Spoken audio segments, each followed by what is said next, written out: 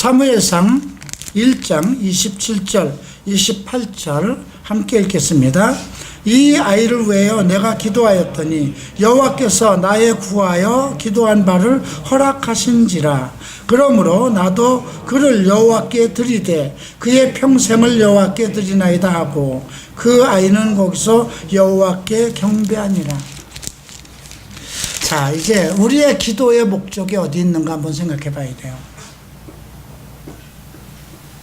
나의 기도의 목적이 내 인생의 만족을 누리기 위한 것인가? 나의 하나님께 구하는 그 기도의 목적, 무엇을 구하는 거잖아요. 간구한다는 것은 내게 필요한 것을 구하는 거예요. 내 인생에서 가장 중요한 것을 구하는 거예요. 우리가 내가 할 수 있고 내가 만들 수 있고 내가 찾을 수 있는 것은 구태여 하나님께 기도할 필요가 없어요. 내 노력으로 할 수 있는 거예요. 그러나 내가 할 수 없는 것, 이것을 하나님께 구할 때,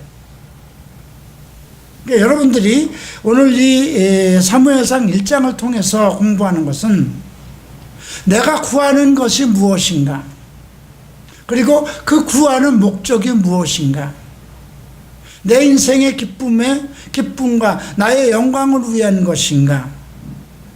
근데 그런 것들이 이루어지지 않는다고 정말 상당히 뭔가 정말 하나님을 원망하기도 하고, 때로는 교회에 대해서 내가 아무리 교회에 가서 충성하고 헌금도 드려보고 열정을 내서도 이런 문제도 해결되지 않는데, 이런 그 잘못된 그런 불평불만을 하거든요.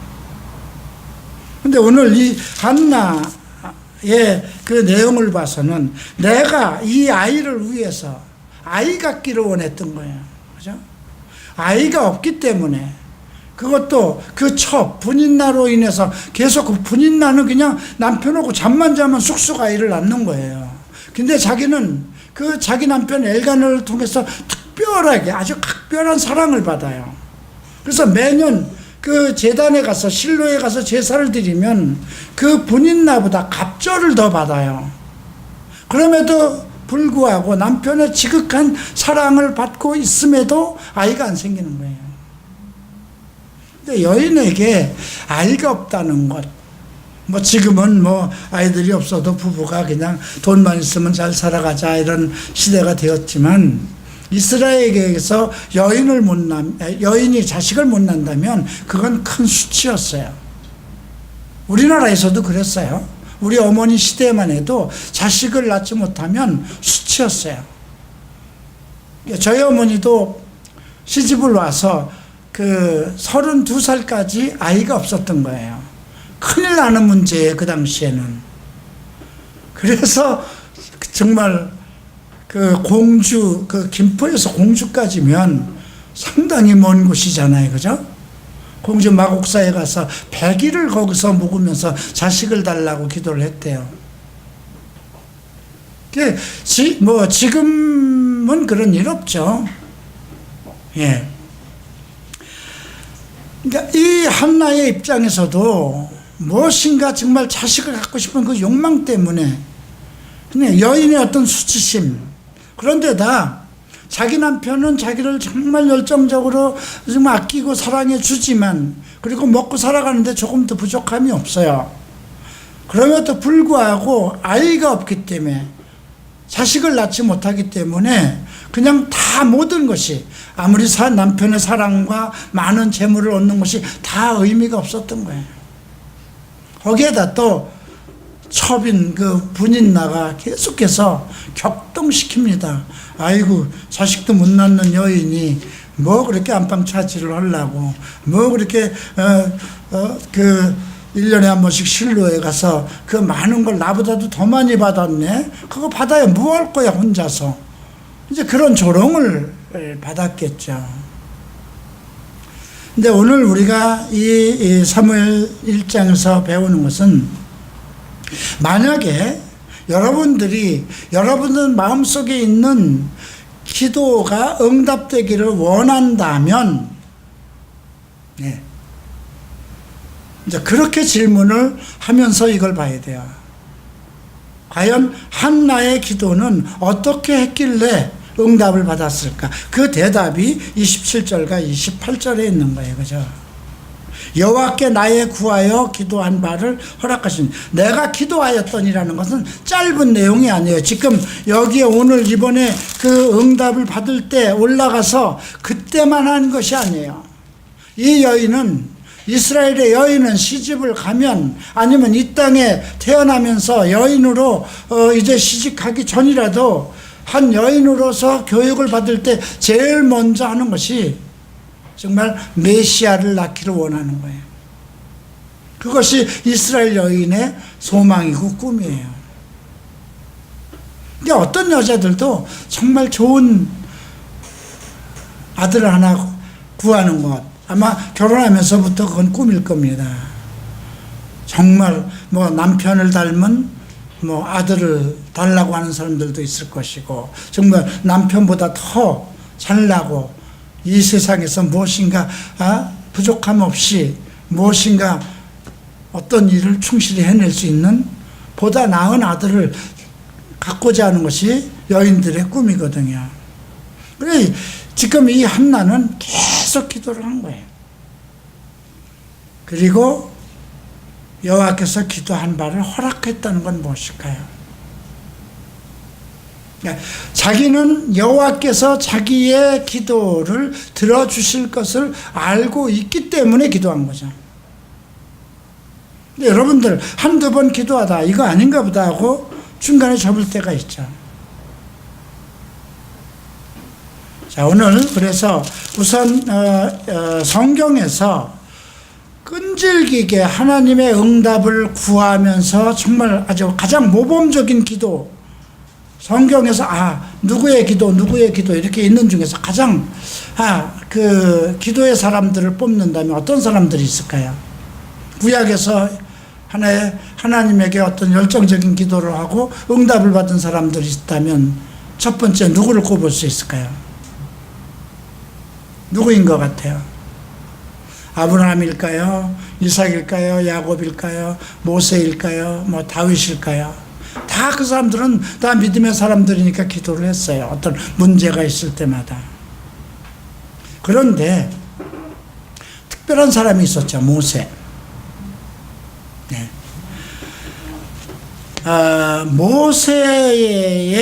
모세는 이런 특별한 사람이었어요. 그는 하나님께서 직접 그런 얘기를 하죠.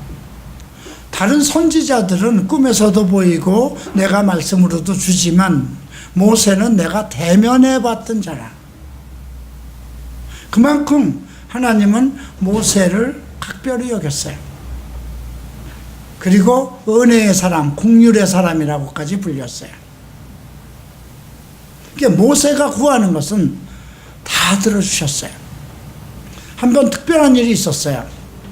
자기 그 누이되는 미리암과 그 다음에 그 아론이 제사장이죠. 이제 자기 아내 십보라가 죽고 나서 다른 여자를, 이방 여인을 아내로 삼았죠. 그걸 가지고 비방하기 시작했어요. 그죠? 아니 그 나이에 또 결혼을 해야 되겠는가? 그렇게 정말 하나님을 대면해서 보면서 하나님의 정말 그 율법, 하나님께서 직접 쓰신 그 계명까지 받아온 내가 그 정말 여인 없으면 더 이상 살 수 없는 거야? 이제 비방을 했죠. 근데 문둥병에 걸렸잖아요. 그죠? 그때 어떻게 했어요? 예, 땅에 엎드려서 기도했죠. 저들을 살려달라고, 치료해달라고. 근데 치료해 주셨어요. 그죠?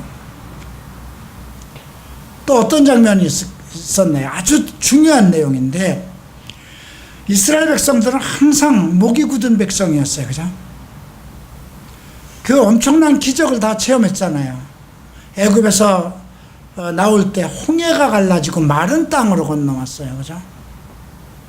그리고 밤에는 불기둥으로, 낮에는 구름기둥으로 그들을 이동시켰어요. 먹을 것이 없는 광야에선 하늘에서 만나를 내리셨고요. 물이 없으면 반석을 쪼개서 거기서 물이 나서 먹게 했어요. 고기가 먹고 싶을 때는 동풍을 불어서 메추라기를 해서 이에서 신물이 나도록 먹이셨어요. 그런 엄청난 이적과 기적을 체험한 사람들임에도 불구하고 늘 불평불만입니다. 조금만 하면 우리를 아니 왜 이 광야까지 끌어내서 죽이려고 하느냐. 차라리 우리가 애굽으로 돌아가서 거기서 종로를 탈 때는 그래도 그냥 육신은 고되고 힘들었지만 먹을 것은 풍족하지 않았느냐. 이런 식으로 불평을 합니다. 그때 하나님께서 뭐라고 합니까? 모세에게 야, 이 백성 다 죽이고 너로 다시 한번 시작을 너와 함께 다시 시작을 하면 어떻겠느냐. 그때 모세가 땅에 엎드리죠. 하나님 그건 안 됩니다. 만약에 이들을 여기서 다 멸하신다면 지금 이방 사람들 애굽이나 이런 그 모압이든 뭐든 이방 사람들이 뭐라고 그러겠습니까? 여호와께서 그들을 가나안 땅으로 이끌어낼 그런 능력이 없기 때문에 죽이셨다고 그러지 않겠습니까? 그때에도 하나님께서는 모세의 기도를 들었습니다. 모세는 또 하나님을 좀 보고 싶었어요. 그분을 얼마나 사모했으면 보고 싶을까요? 돌판을 주셨고 음성으로도 항상 기도 응답을 하시고 말씀을 하시고, 그런데 진짜 그러한 분을 좀 보고 싶었어요. 그래서 주님 보여주시옵소서. 하나님은 뭐라고 하셨어요? 나를 보고 살 자가 없다. 그러나 내 뒷모습을 보이겠다. 그러고 뒷모습을 보였잖아요. 대단한, 그게 모두 모세의 기도로 이루어졌어요. 근데 한 가지를 안 들어주셨어요. 어떤 걸까요? 그가 하나님 이스라엘 백성이 또 막 목말르다고 난리 굿을 칩니다. 근데 하나님이 반석을 명하여 물을 내서 먹이라고 그랬죠.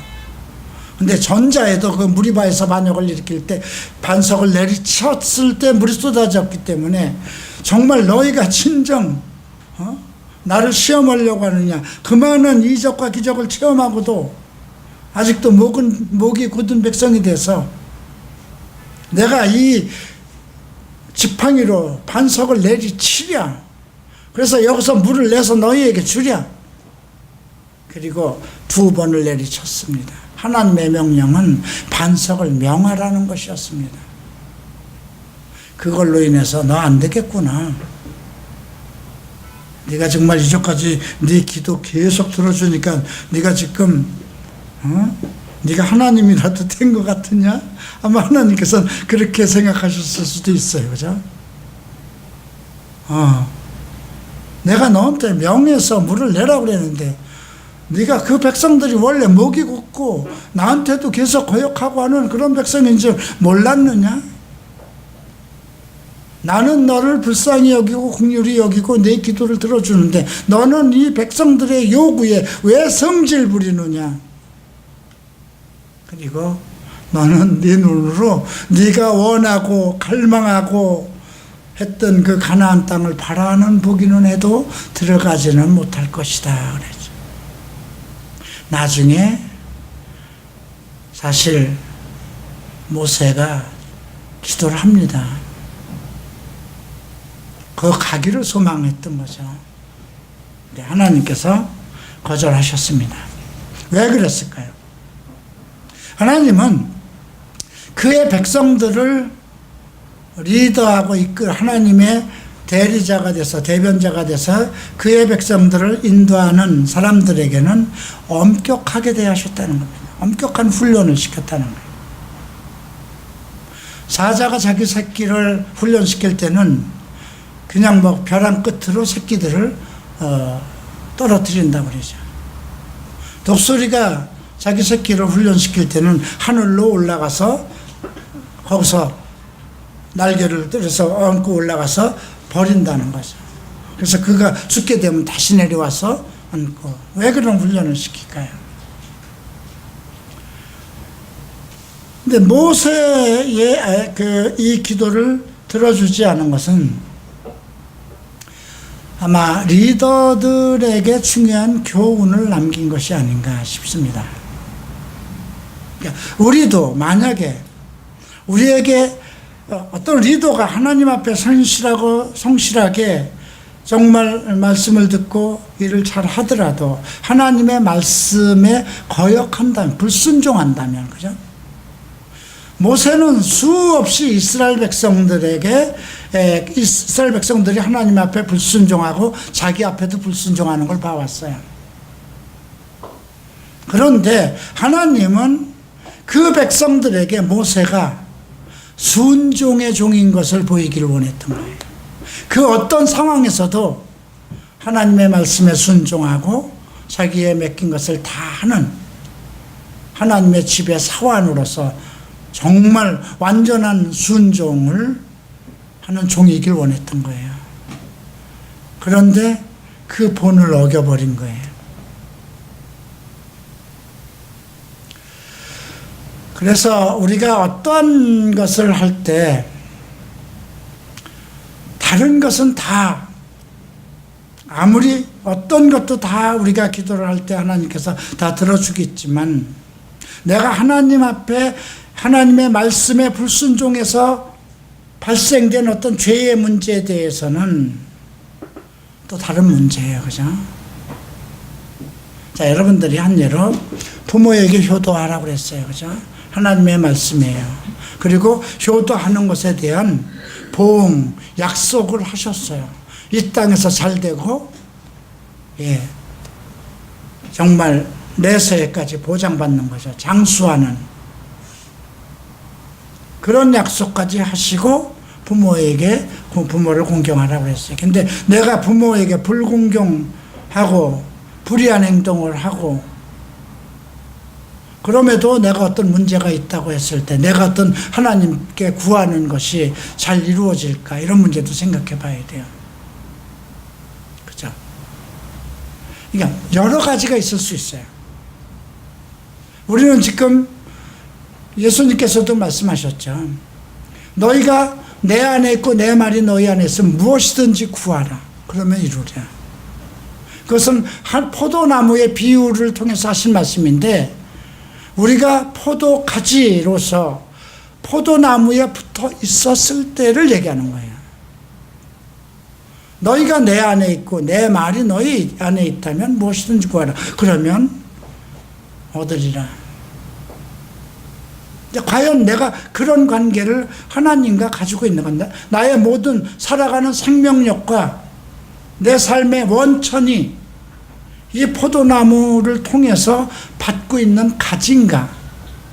그리고 이 가지의 목적은 무엇일까요? 열매를 맺는 거예요. 그죠?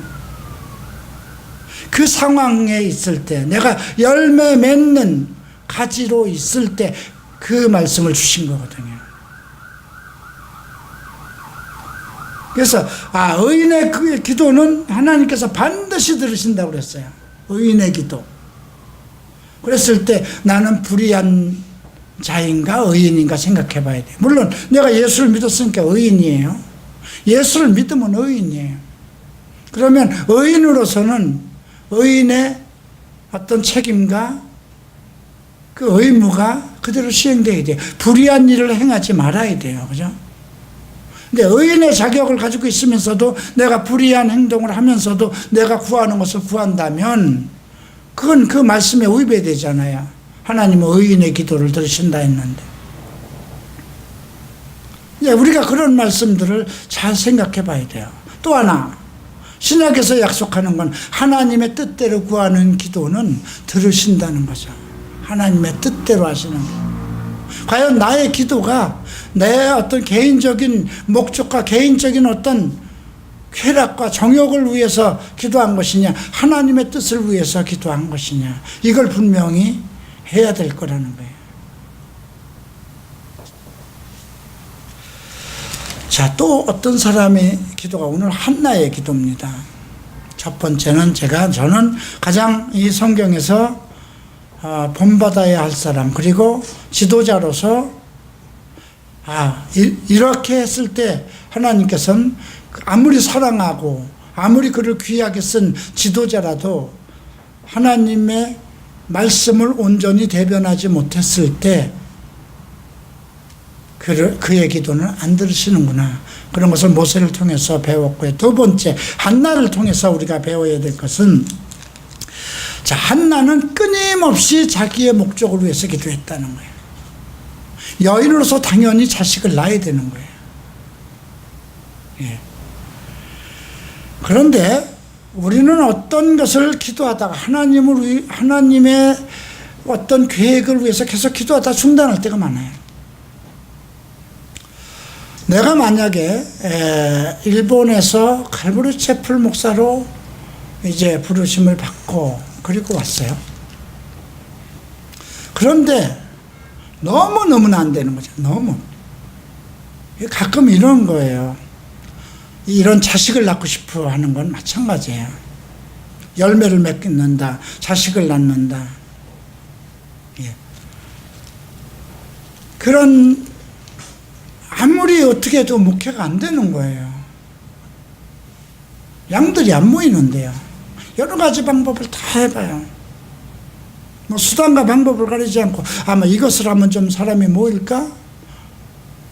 그래서 웨딩이라는 그 당시에 뭐 필요한 거니까 결혼할 사람들이 너무 많은데 결혼하지 못하는데 그런 사이트를 운영하던 그 다음 사이트를 이성교제라는 사이트를 운영하던 사람이 나에게 그걸 맡겨서 내가 손을 댔더니 엄청 사람들이 많아지고 3만 명까지 그 당시 다음 카페라고 그러면 상당한 그런 뭔가 어떤 그 네트워크가 시작되는 한국에서 유일한 네이버하고 다음인데 카페는 네이버보다 다음이 발달됐었거든요.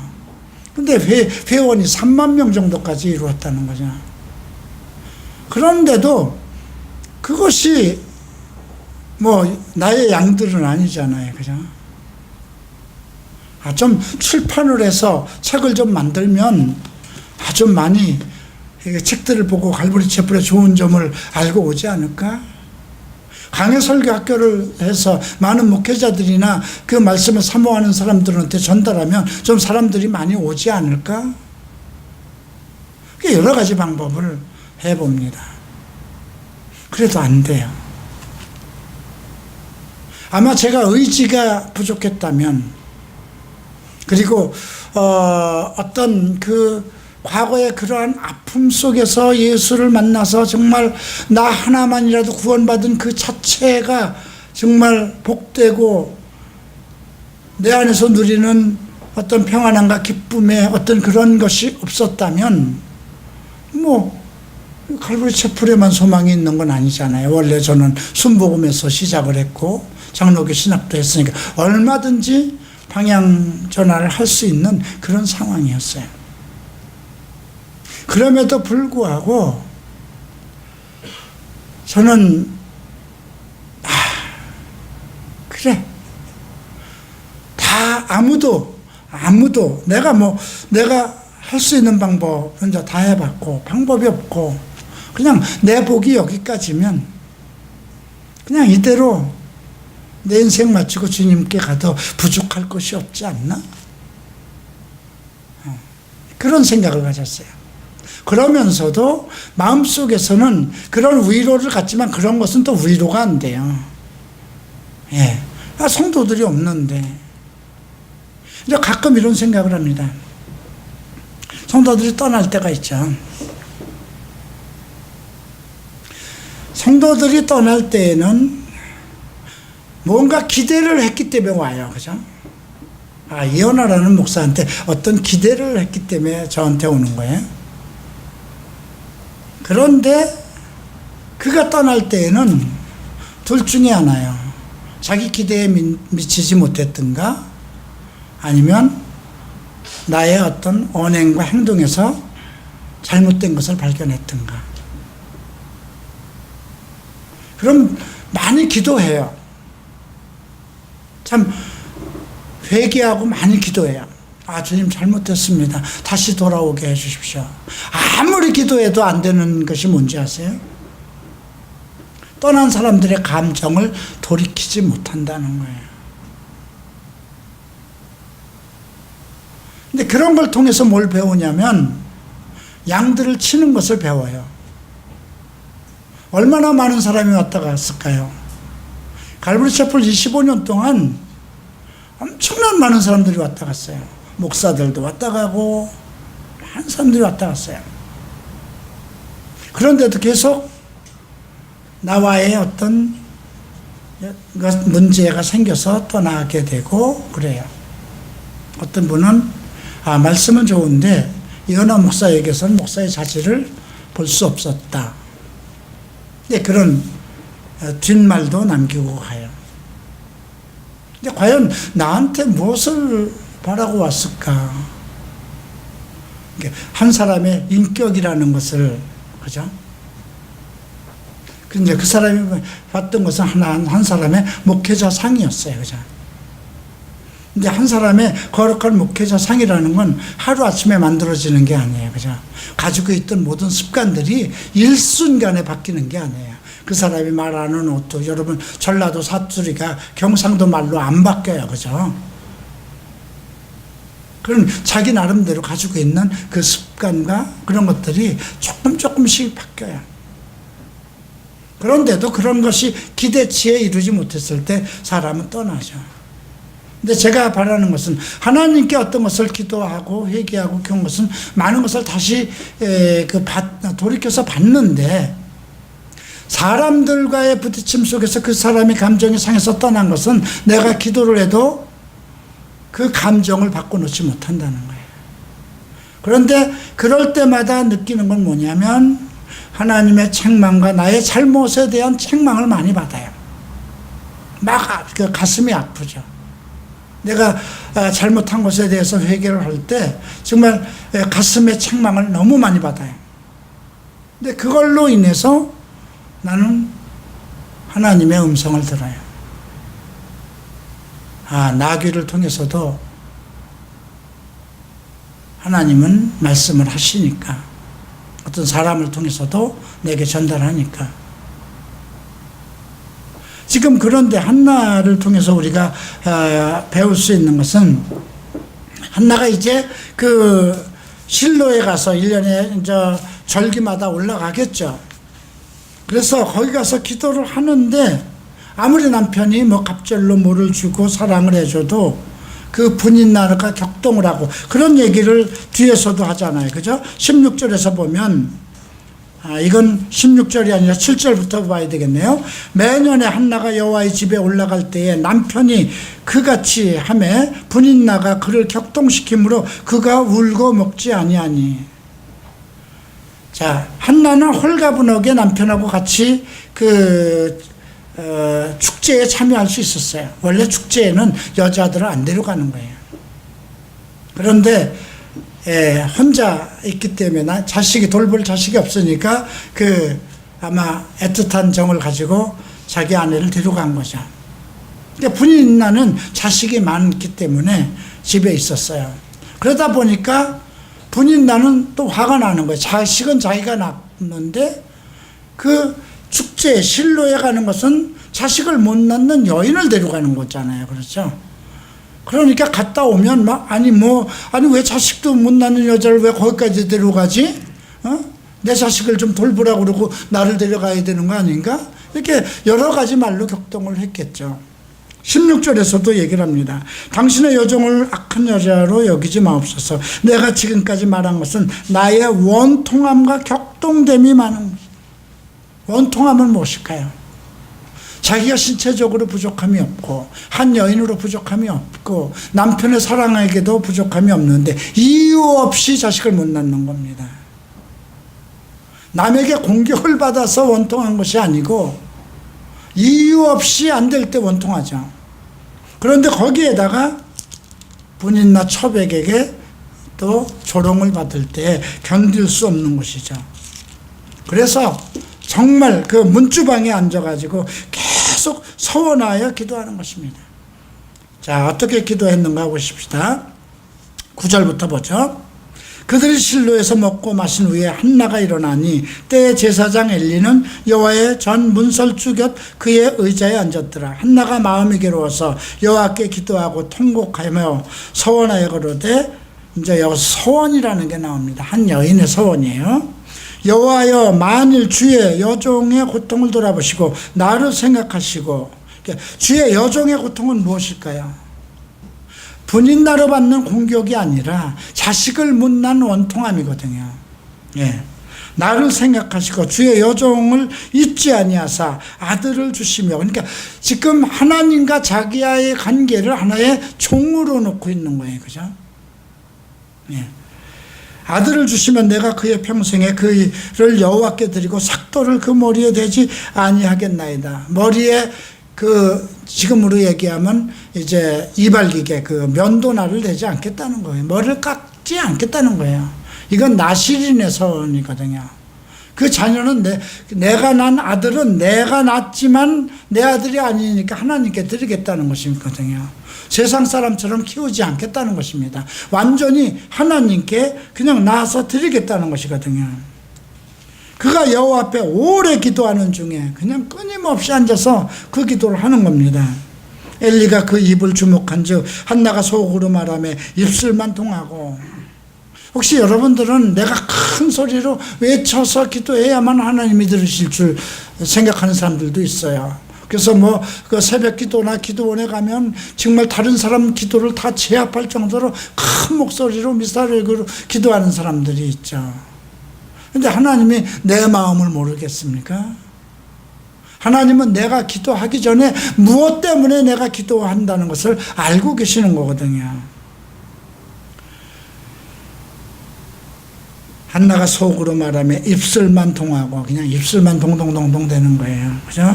음성은 들리지 아니하므로 엘리가 그가 취했구나. 이 여자 지금 취했네? 이렇게 본 거죠. 엘리가 이르되 내가 언제까지 취하여 있겠느냐. 포도주를 끊으라. 너 포도주 중독된 거야. 뭐야 왜 그렇게 이제 책망하라는 거죠. 대답하여 가라되 나의 주여. 여기서 또 보면 제사장과의 관계를 또 주여라고 부릅니다. 그렇지 아니하나이다. 나는 마음이 슬픈 여자라. 포도주나 독주를 마신 것이 아니요 여호와 앞에 나의 심정을 통한 것이다. 자기의 원통함, 자기의 정말 마음속에 있는 정말 원통함과 슬픔을 구한 거라는 거죠. 그러니까 마음의 기도. 예. 당신의 여종을 악한 여자로 여기지 마옵소서. 내가 지금까지 말한 것은 나의 원통함과 격동됨이 많았기 때문입니다. 엘리가 대답하여 평안히 가라. 이스라엘의 하나님이 너의 기도를 하여 구한 것을 허락하시기를 원하노라. 어떤 사람들은 엘리가 이렇게 그의 기도에 대해서 답변을 해주고 축복을 했기 때문에 한나가 임신을 했다 이렇게 생각하는데 저는 그렇게 생각하지 않습니다. 다만 그 당시 제사장은 엘리였고 그 제사장이 하나님과 이스라엘 백성 사이에 어떤 중개 역할이잖아요. 그죠? 제사장이라는 건 다리예요. 그래서 하나님의 백성이 하나님께 나아가는 통로이고요. 하나님의 말씀을 또 백성들에게 전달하는 그런 위치에 있는 것입니다. 그렇기 때문에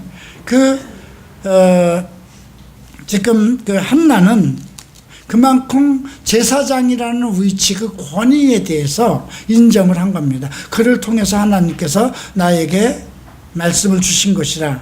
그러나 그 성취가 된 것은 엘리의 어떤 그런 기도 때문에 이루어진 건 아니라는 거죠.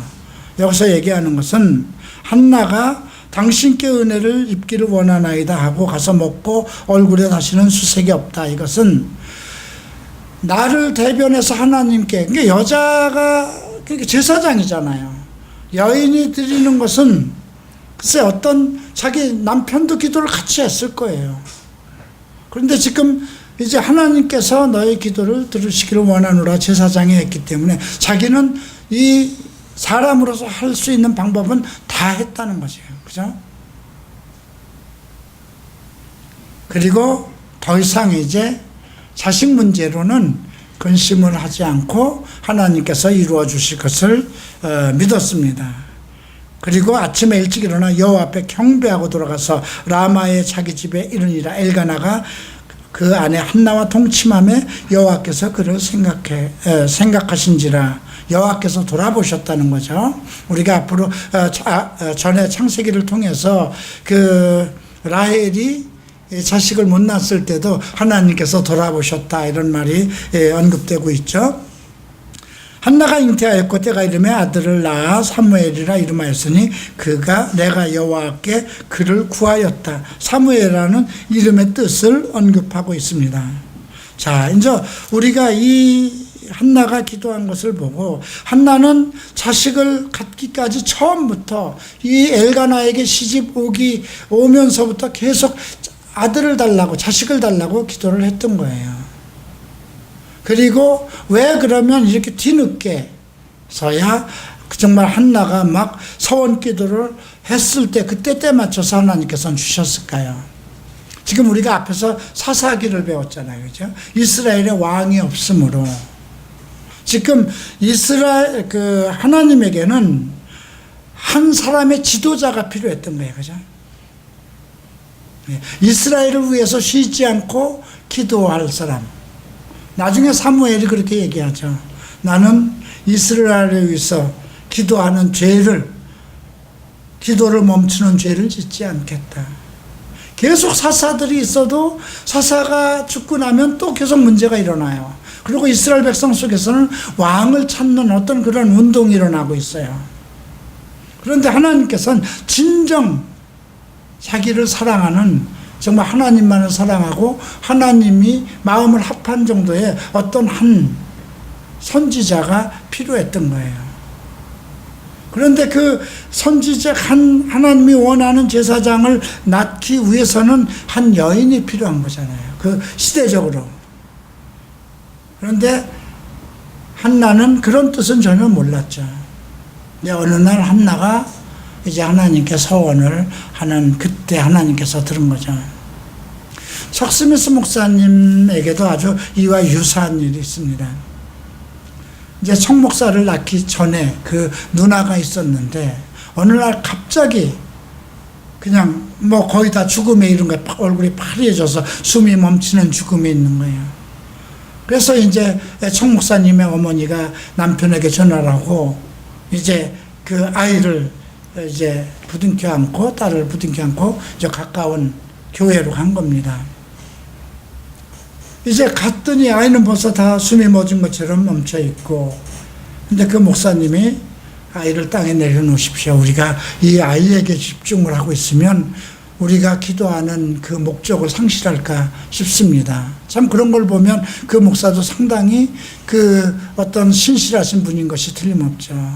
그래서 그 다 죽어간 그 딸을 바닥에다 내려놓고 두 사람이 이제 그 목사와 함께 기도를 하는데, 그 척스미스 목사님 어머님 입에서 하나님, 내게 이 아이를 살려주시면 내게 주신 내 태로 나는 모든 자식들은 하나님께 드리겠습니다.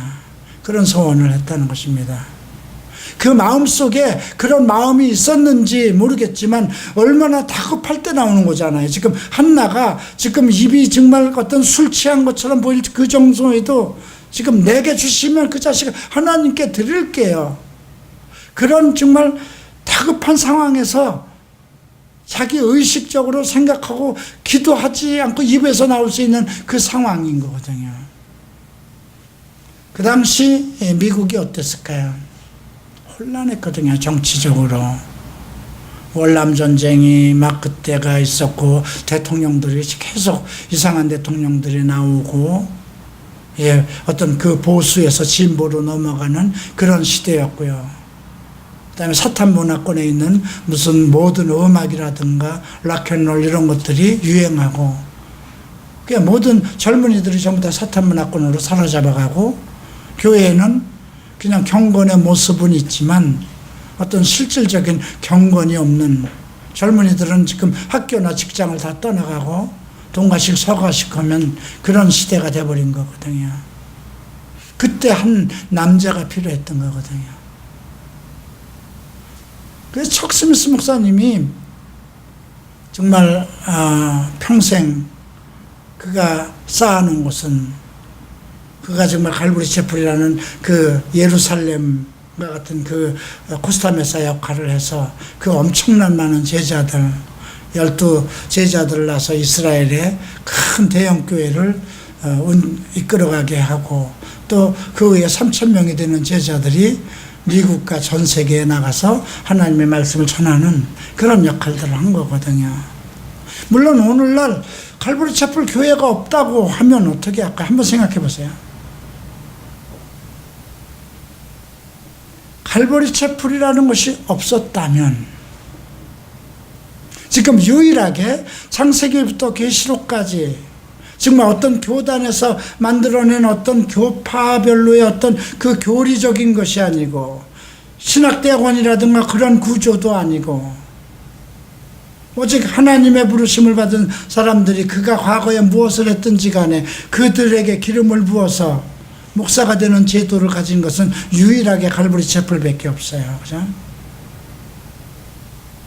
그리고 척 스미스 목사를 통해서 전달되는 오직 말씀, 오직 성경, 오직 성령, 오직 기도, 이 세 가지 패턴 위에 움직이는 그런 교회는 나는, 글쎄 저는 갈보리 채플이라고 자부심을 가져요. 근데 이 갈보리 채플이 없었다면, 한 사람의 척 스미스 목사로부터 그렇게 시작했다는 거거든요.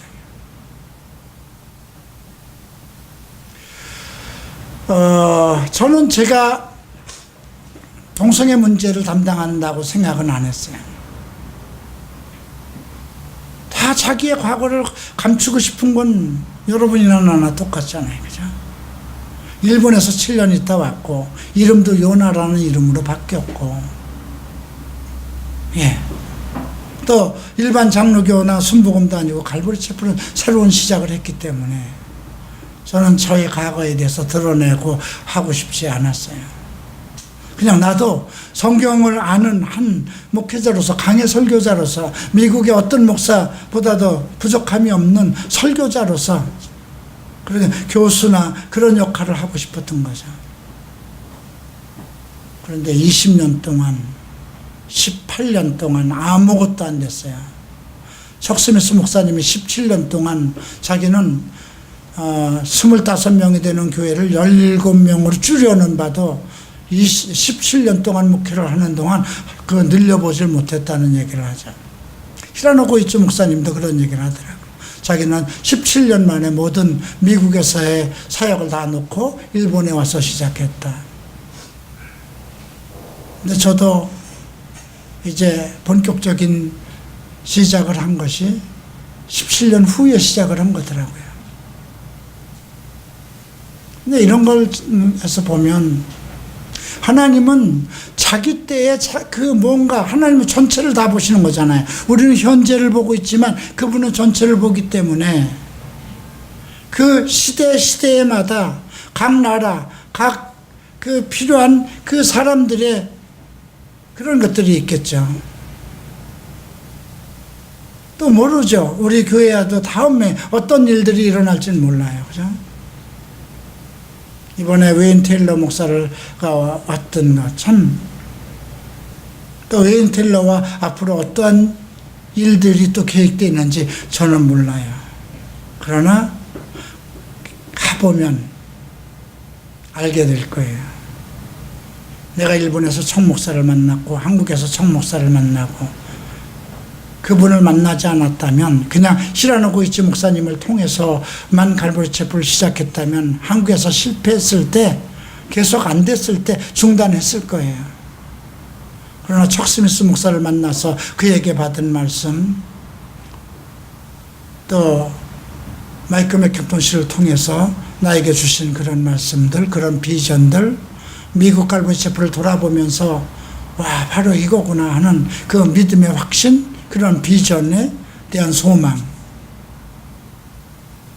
근데 뜻하지도 않게 웨인 테일러 목사를 보내시고, 잠깐의 만남이었지만, 예, 그의 요즘 페이스북에 들어가 보면 온통 서울갈보리 채플과의 만남, 나와의 만남, 이번에 있었던 포럼 이야기들로, 예, 이미 벌써 스크랩해서 다 벌써 홈페이지에 올려놨어요.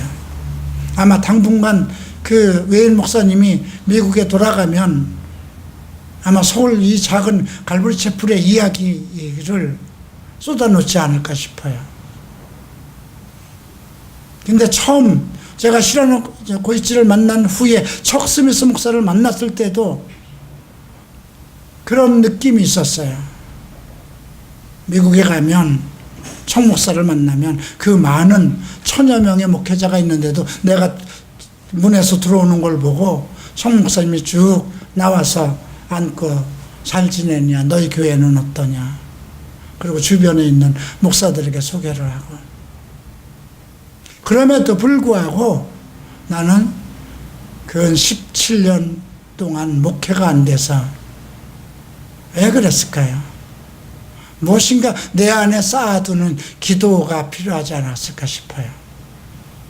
내 마음속에서는 어떻게 해서든지 하나님께서 꺼져가는 이 심지를 끄지 아니하시고 상한 갈대를 꺾지 아니하시는 하나님,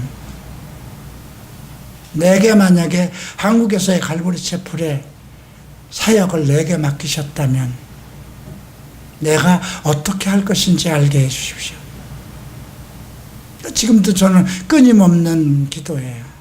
내가 마지막까지 무엇을 할 것인가. 다른 거 없어요.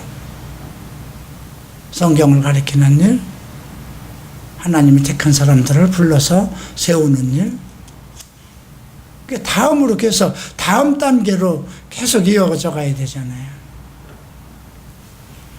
기도의 사람 또 한 사람이 있습니다. 누굴까요? 신약에서 바울입니다. 바울은 어떤 기도를 하는 사람일까요? 헌신적인 기도예요. 아주 그냥 그 바울의 기도를 보면은요, 그 누구도 막지 못합니다. 바울은 아주 의지적인 사람이고 그 누구도 막지 못해요. 예루살렘으로 가는 것을 위해서 막 예언자들이 얘기를 하고, 그 어떤 여인이, 그 예언가 여인이 나타나서 그 바울의 허리띠를 가지고 이번에 예루살렘에 가면 바울이 구속될 것이다 예언을 하고, 많은 예언자들이 그걸 받아서 그냥 가지 말라고 그렇게 함께 기도를 하고 매달리는데도 왜 너희가 내 심령을 이렇게 상하게 하느냐, 내가 죽을 망정, 그죠? 그리고 예루살렘으로 달려갑니다. 예루살렘에 갈 때도 주님이 너 가지 말라 그러죠. 그럼에도 뭐합니까? 뭐라고 얘기합니까? 내가 스테반이 그 죽을 때도 내가 증인을 했는데, 그 많은 사람들이 내가 스테반의 죽음에 그 관원으로서 증인한 것을 아는 사람들이 이 성 예루살렘 성에 너무 많습니다. 내가 올라가면 그들을 번복시킬 수 있고 그들을 설복시킬 수 있습니다. 그리고 올라갔잖아요. 올라갔는데 하나도 안 됐어요. 그죠? 감옥에 들어가고 말죠. 근데 주님은 그때 뭐라고 그럽니까? 밤중에 감옥에 나타나셔서 바울아, 네가 여기서 증거한 것처럼 로마에 가서도 나를 증거해야 될 것이다. 일어나라고 그러죠. 바울의 마음속에는 주변의 예언자들을 통해서든 모든 성령께서도 가지 말라고 했지만 바울의 마음속에서는 뭔가 끊이지 않는 그 투쟁적인 것이 있었던 거예요. 그런데 한 가지 그의 기도는 다 이루어졌어요. 매를 맞아가면서도 끊임없이 그가 갈라디아 일대를 다 돌고 나서 아시아에서 더 북쪽으로 그 본도라는 더 깊은 곳으로 들어가려고 했을 때, 밤중에 꿈에 나타나죠. 마게도냐 사람들이 와서 우리를 도우라. 계속 이쪽으로 가려고 해도 막히고 절로 가도 막히고 계속 막혀도 그에 가야 돼. 거기 가야 돼. 거기 가서 복음을 전해야 돼 하는 그런 속에서도 그 의지가 굽히지 않았던 거예요. 근데 하나님께서 거기가 아니라 이쪽이다 하고 방향을 돌려놓죠. 그죠? 그 엄청난 매를 맞고 뭐 태장을 40에서 하나를 가면 태장을 3번이나 하고 배에 파선, 정말 동족의 위험, 그의 하소연 보세요. 정말 어떻게 사람이 그렇게 할 수 있을까? 그죠? 끊임없는 복음을 향한 열정이에요. 그죠? 그런데도 그의 기도가 응답되지 않은 것이 있었어요. 자기를 위한 기도였잖아요. 그죠? 사탄의 가시라고 그랬어요. 주님, 이것 때문에 내가 목회 나 아직 더 할 수 있는데, 더 했는데, 이것 때문에 못하게, 그게 뭐 눈이 나빠서 그런 건지, 어떤 사람은 그게 아마 바울이 가지고 있는 어떤 성적인 문제일 거라고 또 얘기하는 사람 있는데, 그건 아닐 것 같아요. 근데 사탄의 가시라고 얘기를 했기 때문에, 그게 뭔지는 모르겠어요. 3번이나 구했다는 건 뭐예요? 1번을 구했어요. 응답이 없었던 거예요. 그러면 여러분들 어때요? 1번 정도 구하고 나서 응답 없으면 안 되는 건가 보다. 근데 2번을 더 계속 한 거예요. 그래도 안 되는 거예요. 3번까지 했다는 것은 하나님이 예스냐 노냐 분명히 답변할 때까지 갔다는 거예요. 3번째 안 했으면 그는 5번, 6번, 6번 계속 했을 거예요. 3번째 했을 때, 야, 내 은혜가 내게 족하거든. 내가 약할 때 강함이라. 약할 때 강함이라는 게 뭐예요? 이번 이제 17일 날 천안 갈보리 채플에서 이제 파스터 컨퍼런스, 리더스 컨퍼런스라고 그래서 제가 이제 디모데 후서 2장을 하는데 거기서 나와요. 그리스도 안에서 더욱 그 은혜 가운데서 강한 힘을 찾으라 하는 말이 나오는데요. 여러분 한번 생각해 보세요. 약할 때 무슨 강함이에요? 내가 약할 때 무슨 강함이에요? 약하고 연약할 때 아무것도 없으니까 주님에게 구하는 거잖아요. 사람에게 구하는 거잖아요. 근데 여러분도 생각해 보세요. 여러분들이 약한 문제, 어떤 문제가 있을 때 누구에게 구하는가 생각해 보세요. 재물에 의지하려고 그러고, 부모에게 의지하려고 그러고, 친구에게 힘, 어떤 그 문제를 해결할 수 있는 능력을 사람들 가운데서 찾는 거잖아요. 근데 우리가 내가 약할 때 강함이라는 그 말은요, 내가 약하면, 그 바울은 그걸 발견한 거예요. 약함 속에서, 연약함 속에서 주님이 도울 수 있다는 그 비결을. 그래서 엄청난 그 사건이 있을 때마다 굴하지 않는 그 용기와 그냥 개척정신과 그 투쟁적인 것이 계속 솟아나왔고, 그 투쟁적인 그 욕구가 그 믿음을 통해서 나타날 때 하나님이 성취해 나간 거거든요. 예수님은 어땠을까요? 예수님의 기도는 겟세마네에서 기도를 보세요. 제자들에게 함께 기도해 주길 원했어요. 그죠? 함께 기도해 달라. 그리고 그들과 한 자리에서 기도를 한 것이 아니라 방해받기 싫어서 독대하고 싶어서 돌 던질 만큼 떨어져서 기도했어요. 이 잔이 정말 지나가게, 정말 내가 마시지 않아도 되는 것 같으면 지나가게 해주소서 하고 기도를 합니다. 응답이 있었나요? 없었나요? 묵묵했어요. 하나님은. 결론은 어떻게 집니까? 내 뜻대로 하지 마시고 하나님의 뜻대로 해달라. 우리가 하나님의 응답이 없을 때 어떻게 해야 되는가를 가르치는 거예요. 하나님은 노라고도 얘기하실 수 있다는 거예요. 바울에게 노야 너 그거 안 들어줘. 몇 가지 아까 얘기했잖아.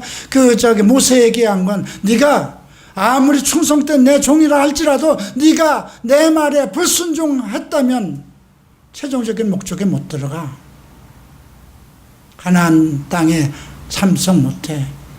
그 말은 지금 나에게도 요나야, 네가 아무리 이 땅에서 정말 모든 걸 다 버리고 헌신투쟁을 해서 내일 모레 끝낸다 할지라도 하나님이 내가 너를 사랑하고 모든 것을 다 네 기도를 들어줬다 하더라도 네가 불의한 행동에 빠지면, 내 말씀에 불순종해서 했다면 너 천국에 못 들어와. 이 말과도 같다는 거거든요.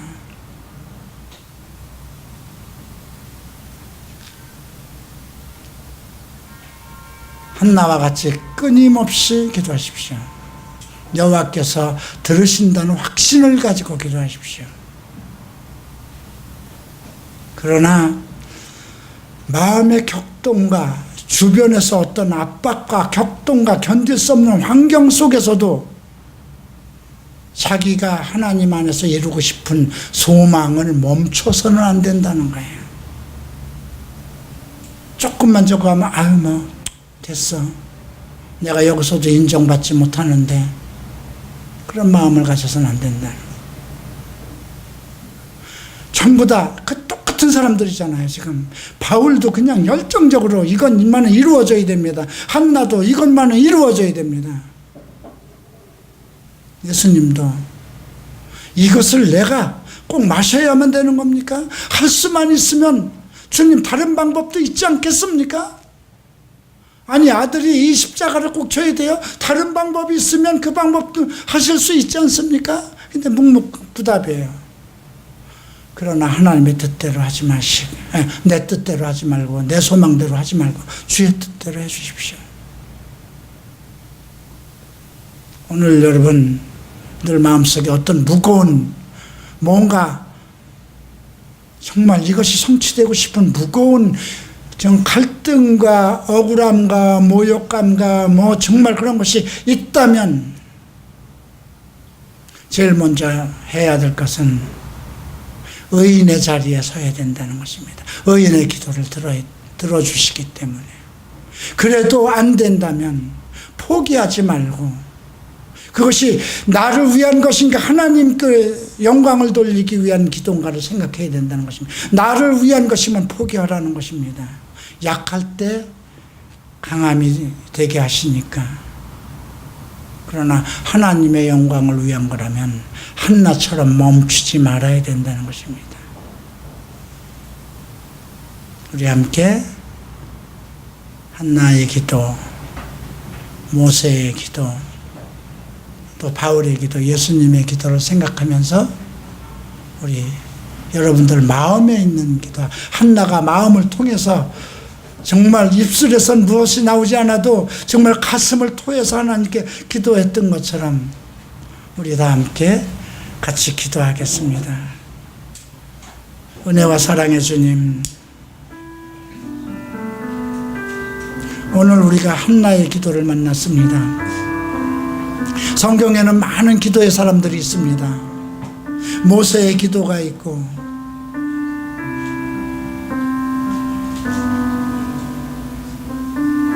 바울의 기도가 있었습니다. 예수님의 기도. 기도는 하나님과 우리의 통로입니다. 하나님의 뜻대로 하는 기도는 들으신다고 그랬습니다.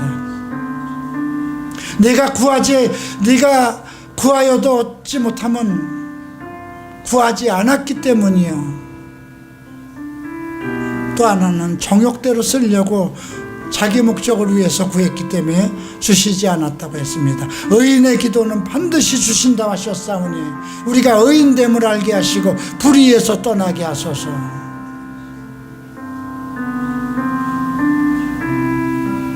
오늘 이 자리에 애통하는 우리 형제자매들의 기도를 들어주시고 오직 하늘에 한 소망을 갖게 하소서. 나도 하나님 안에서 무엇인가 하나님의 뜻을 이루는 한 아들이 되겠다는 그런 신념을 갖게 하소서. 먹고 살고 입고 그런 것에 치우치지 않고 무엇인가 하나님이 나를 창조하실 때 계획한 그 뜻을 이루겠다는 그런 소망을 갖게 하소서. 서로 내 아들이 비록 탕자처럼 세상 가운데 있을지라도 주님, 상한 갈대를 꺾지 아니하시고 꺼져가는 불을 끄지 아니하시는 그 믿음으로 주께 기도하는 어미의 기도를 들어주소서. 주께서 원하시면 그 아들도 들어서 쓰실 것입니다. 주께서 원하시면 탕자의 가던 길을 멈추게 하시고 주의 길로 다시 돌이키실 것입니다. 우리 갈보리 채플은 그것을 위해서 세움을 받았습니다. 주님, 이 교회에 주신 사명을 우리가 감당하게 하소서. 이 교회를 통해서 계획하신 일을 주님 멈추지 마소서. 내가 멈추지 않을 것입니다. 내가 포기하지 않을 것입니다. 우리가 포기하지 않을 것입니다. 주의 의로우심이 나타날 때까지, 주의 선하심이 우리 가운데 보일 때까지 우리는 주의 길로 달려갈 것입니다. 이 교회를 도와주소서. 기도에 불꽃이 일어나게 하소서. 우리 마음속에 기도할 마음을 주시고 열정적으로 기도하는 교회가 되게 하소서. 모이기를 힘쓰는 교회가 되게 하소서. 말씀을 듣고 그 말씀을 실천하는 교회가 되게 하소서. 내 것보다 이웃을 사랑하고 나보다 이웃을 사랑하며 부모를 공경하며 오직 주 여호와의 이름을 송축하는 교회가 되게 하소서. 게으름에서 벗어나고 내 몸을 쳐서 복종시키고 하나님 앞에 결단하는 자들이 일어나게 하소서. 이제 이 나라에 주의 종들이 필요합니다. 이 나라를 버리지 마소서. 예수 이름으로 기도합니다.